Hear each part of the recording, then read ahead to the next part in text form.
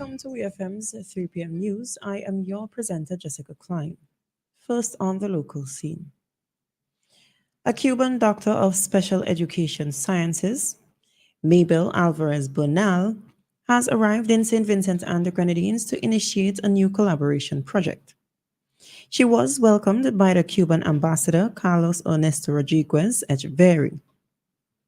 Dr. Alvarez Bernal will first assess the current state of special education in St. Vincent and the Grenadines, with a focus on identifying the primary needs in this sector and developing an action plan aimed at enhancing conditions in this vital area of education. Dr. Alvarez Bernal's presence in St. Vincent and the Grenadines marks a significant new chapter in bilateral collaboration and will greatly contribute to the development and well-being of St. Vincent and the Grenadines, which shares strong ties and friendship and cooperation with Cuba.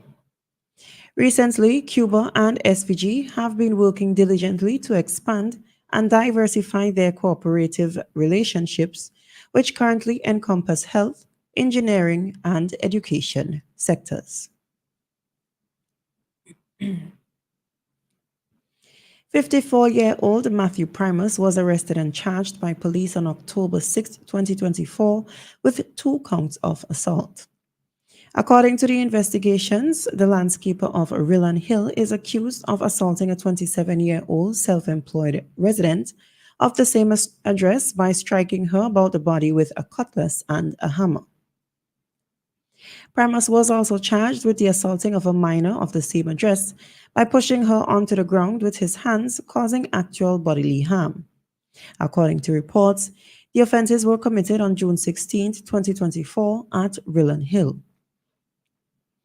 Primus appeared before the Kingston Magistrate Court on October 7, 2024 and pleaded not guilty to the charges.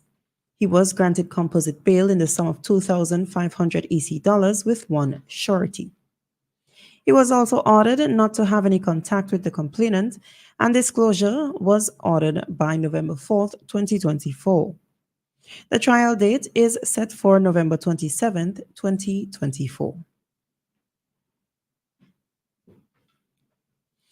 Still on the local scene, Vincentian men and women are being encouraged by frontline doctors in the local battle against breast cancer to seek medical attention before problems arise.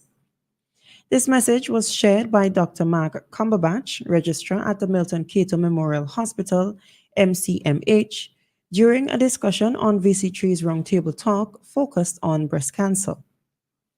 Dr. Cumberbatch views breast cancer as an epidemic, especially in light of changing lifestyles and the rising number of diagnoses. Dr. Erica Jordan, Senior Registrar at the MCMH, revealed that the latest statistics indicate that 1 in every 8 women in St. Vincent and the Grenadines is diagnosed with breast cancer. Dr. Jordan emphasized that many individuals only seek care after noticing visible issues with their breasts.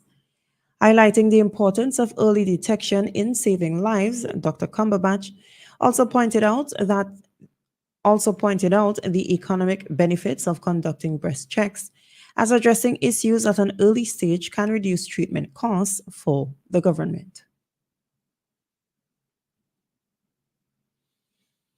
On the regional scene, a renewed call has been made to increase the age of consent in Barbados from 16 to 18 years old. This argument was presented by Tony Moore, the Member of Parliament for St. George North and trade unionists, during a debate on the Sexual Offences Amendment Bill 2024 in the House of Assembly on Tuesday.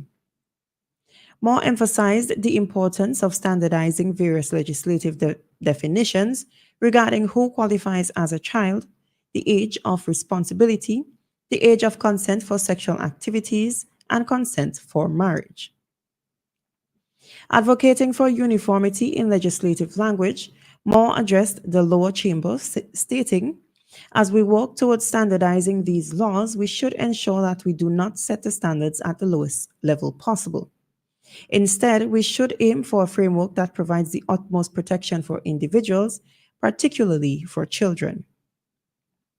Moore expressed her belief that the definition of a minor should align with the Child Justice Bill, the Child Protection Bill, and the Liquor License Act, all of which stipulate the age as 18. The MP called for further contemplation on the topic. Currently, a minor under this act is defined as a child or an individual under the age of 16, and I propose that this should be adjusted to include those under the age of 18.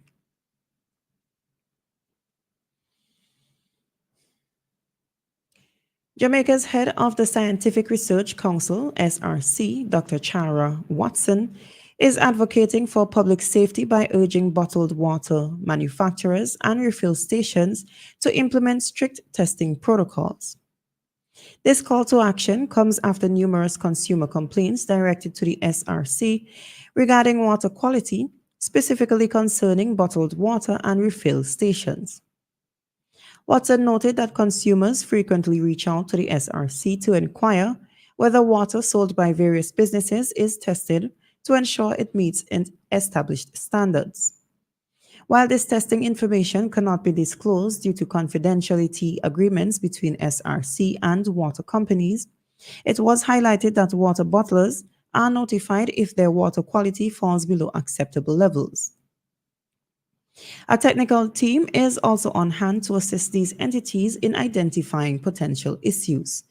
Dr. Watson reassured the public that most locally bottled water is of high quality and complies with safety requirements.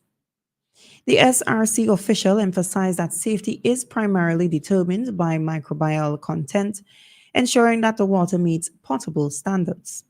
She clarified that bottled water is not sterile, as it will contain some microbes. However, for consumers who may worry, she encourages, noting that even the air we breathe contains microbes. The SRC conducts water testing for various companies, including refill stations that routinely monitor their water quality. Nevertheless, the Council recommends that all refill stations engage in regular testing. On the international scene, Kenyan MPs have voted to remove the country's deputy president amid corruption allegations. Rigathi Gachagua faces accusations of undermining the government and engaging in ethnically divisive politics. He has denied any wrongdoing following a recent conflict with President Ruto. On Tuesday evening, Speaker Moses Wetangula announced that 280 MPs supported an impeachment motion consisting of 11 charges, while 44 MPs opposed it and 1 abstained. As a result, Gachagua, who is accused of acquiring properties through corrupt practices, has become the first deputy president in Kenya to be impeached by the National Assembly. The vice president, a wealthy businessman, claims that the majority of the properties in question belonged to his late brother's estate. However, many Kenyan MPs took to the parliamentary floor on Tuesday to damage his reputation and demonstrate their support for President Ruto in this political dispute. This unfolding political drama has diverted the attention from the pressing concerns of the largely dissatisfied Kenyan public who are grappling with the high cost of living. This has been WEFM's 3 p.m. news. I have been your presenter, Jessica Klein. Join us again at 5:30 p.m. for WEFM's evening news, and we thank you for listening.